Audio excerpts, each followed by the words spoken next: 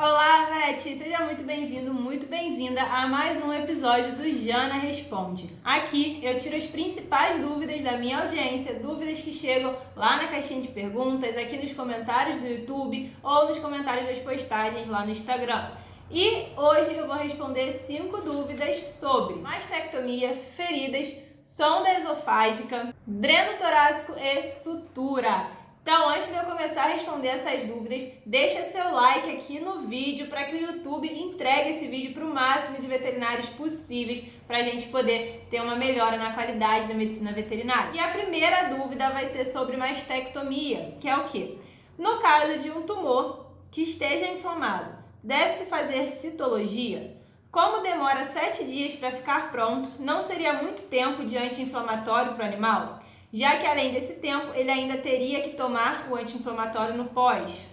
Vete, eu não faço citologia, raramente eu faço citologia em neoplasias mamárias, tá? Eu sigo a recomendação lá do consenso de localização e tamanho para indicar a melhor técnica operatória para aquele paciente, tá? Mas com relação ao anti-inflamatório, não tem problema e você deve sim indicar e entrar já com tratamento anti-inflamatório nesse paciente antes da cirurgia, tá? Por quê? Porque um nódulo inflamado, ele tende a estar maior do que ele estaria normalmente, tá? Então, quando você já entra com anti-inflamatório antes do procedimento cirúrgico, ajuda a diminuir a inflamação, com isso você tende a diminuir um pouco o tamanho do tumor, por quê? Porque você tira a inflamação que está ali ao redor, tá? Não é que o tumor vai diminuir, mas ele tende a ficar um pouco menor. E aí essa questão de tomar o anti-inflamatório antes e depois, você tem que saber escolher o anti-inflamatório, tá? Tem anti-inflamatórios que você pode usar aí por 15 dias, tem anti-inflamatórios que você pode usar por um tempo mais prolongado ainda, então você tem que ver, analisar a dose ideal e o anti-inflamatório ideal para aquele paciente, tá? Por exemplo, não vou te falar o que você tem que usar, mas por exemplo, o Carproflan você pode usar aí por 15 dias, tá? Se você usar o meloxicam numa dose mais baixa, você pode usar ele por um período maior, se não me engano por 10, 15 dias também. Desde que você use ali metade da dose recomendada, tá? Um anti-inflamatório que eu gosto muito para casos neoplásicos é o piroxicam, tá? Então ele você tem que ter um pouco mais de cuidado, você vai usar no pré-operatório. No pós-operatório você entra com outro anti-inflamatório aí de preferência, tá bom? Segunda dúvida é sobre sonda esofágica. Quando remove a sonda esofágica, a cicatrização da ferida tem algum protocolo especial? Qual a média de cicatrização? Não tem protocolo especial nenhum, tá, Vete? Quando você tira a sonda esofágica, vai ficar um orifício aqui na região cervical do seu paciente, normalmente um orifício de 1 centímetro mais ou menos, que tende a fechar aí em torno de 5 dias, tá? E você vai passar uma pomada cicatrizante aí que você julgue melhor, que você tem mais rotina de estar utilizando. Não precisa de nada muito específico, não. É só manter fechado, manter com curativo e uma pomada cicatrizante. Mas em torno de 5 dias, eu acho que o que eu vi demorar mais, demorou 7 dias, esse orifício ele fecha, tá? É bem rapidinho, não traz nenhuma complicação, nada demais, não precisa de nenhum cuidado especial, nada muito específico não, tá bom? A terceira dúvida é sobre sutura. Parada americana. Depois continua a sutura contínua?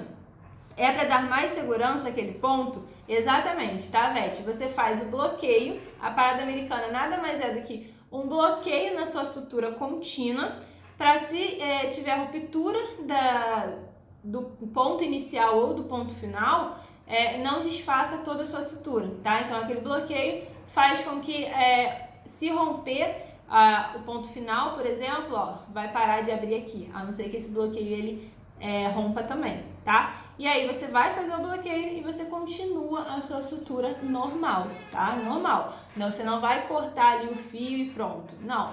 Tá fazendo a sutura? Passa um lado, passa 3 vezes, faz uma parada.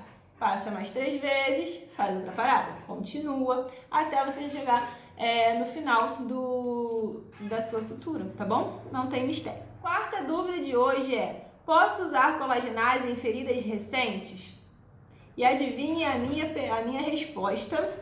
Antes de eu responder, deixa seu like, que essa pergunta aqui é interessante. Essa pergunta é interessante. Deixa seu like aqui no vídeo. Fechou? Vete, essa pergunta só tem uma resposta, depende, tá? Depende. Por quê? Conheço muito veterinário que recomenda a colagenase sempre, para todas as suas feridas. Já vi passando até para ferida cirúrgica, tá? E não entende o que aquela pomada faz.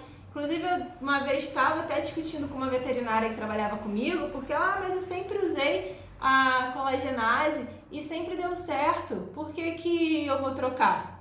Tá? O que acontece, gente? Vai dar certo, pode ser que dê certo sim, tá? Não é algo que vá atrapalhar imensamente o seu tratamento da sua ferida, não, mas vai atrasar e isso é fato. Por quê? Porque a colagenase é uma pomada que ela causa debridamento químico. E se você usa uma pomada que causa debridamento químico numa ferida que não precisa de debridamento químico, você está atrasando o seu processo cicatricial, tá? Então, quando você for escolher a pomada, o produto tópico para aquela sua ferida, você tem que avaliar em qual fase do processo cicatricial aquela ferida tá? Então, ela está numa fase inflamatória, está infeccionada, tá na fase de epitelização, na fase de cicatrização, e aí você escolhe o produto tópico de acordo com o mecanismo de ação do produto tópico, tá? Então, você tem que associar a fase da cicatrização, o que aquela ferida ela tá te pedindo, o que aquela ferida precisa e o mecanismo de ação dos produtos tópicos que você tem à sua disposição, tá bom? E aí você associa e você tem um resultado muito mais rápido, um resultado muito melhor do que se você usasse usa colagenase sempre. Se você fez ali o seu primeiro atendimento da ferida, com todo o protocolo que eu sempre falo aqui, de limpeza, sedação, tricotomia, debridamento, e ainda assim permaneceu o tecido necrosado, o tecido debris orgânicos e inorgânicos, você vai usar uma colagenase ali no início, é fundamental. Mas nada te impede, você deve sim trocar esse produto conforme a ferida ela evolui, tá bom? E a última pergunta de hoje é sobre dreno torácico. Para a colocação de dreno torácico, o animal precisa estar sob sedação ou não precisa, tá? Precisa, tá, gente? Para colocar o dreno torácico, você precisa sedar o seu paciente, porque o dreno torácico dói para você colocar. É um paciente que já está estressado, está dispneico.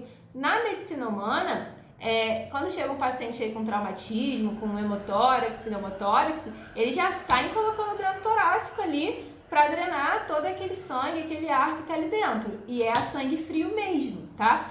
Mas a gente, na medicina veterinária, a gente faz a toraxentese primeiro. E a toraxentese, você não precisa sedar esse paciente. Normalmente ali no momento de emergência, então você faz ali no momento de emergência, o furo que você faz, normalmente naquele momento inicial ele nem sente a dor daquele furo, porque ele está com ar, com líquido dentro do tórax, então o desconforto respiratório que ele sente é muito maior.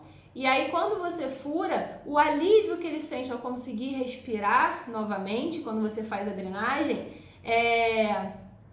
como é que eu vou te falar? Ultrapassa a dor que ele sentiria naquele momento, tá? Então, pode ser que depois sim você tenha um estímulo doloroso, ele sinta a dor ali naquele local onde foi feita a toraxentese. Mas pro dreno torácico, não. Pro dreno torácico, você vai fazer a sedação do seu paciente e fazer o procedimento ali todo certinho, fazendo a perfuração. A toraxentese você pode fazer bloqueio em botão.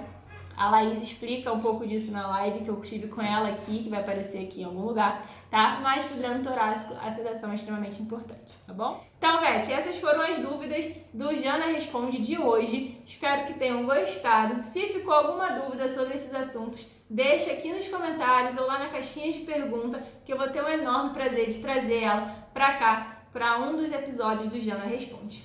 Combinado?